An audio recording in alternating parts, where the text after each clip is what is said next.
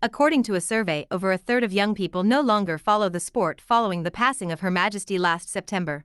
Queen Elizabeth II was known for her passion for horse racing. However, a new survey has discovered that support for the sport among young people has plummeted. The news comes ahead of the famous Cheltenham Festival, which takes place this year from March 14th to 17th. A survey carried out by My Betting Sites on 1,539 sports fans found that 36% of 18 to 24-year-olds are less likely to keep up with horse racing following the death of the Queen. Older people were more likely to stick with horse racing, with only 11% saying they would engage with the sport less now the Queen has passed away. Amongst 25 to 34-year-olds, 31% said they would follow horse racing less. The number of people not following racing because of the Queen's passing also reduces with age, with only 22% of 35 to 44-year-olds less likely to engage in racing and 15% of those aged 45 to 54.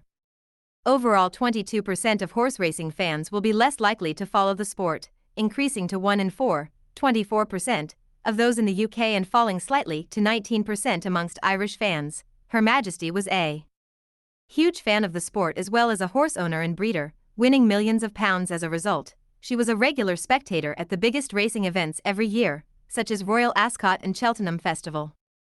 A My Betting Sites spokesperson said, "Horse racing lost its biggest supporter last year, and with Queen Elizabeth's passing there is a clear number of younger sports fans that will no longer follow racing as a result of her death. Over a third of 18 to 24-year-olds, the next generation of racing's fans, are less likely to follow the sport, and that decreases to just 1 in 10 for those aged 55 and over, showing that Gen Z saw Queen Elizabeth as an inspiration to follow racing. Since the death of the Queen, King Charles and Queen Consort Camilla have start.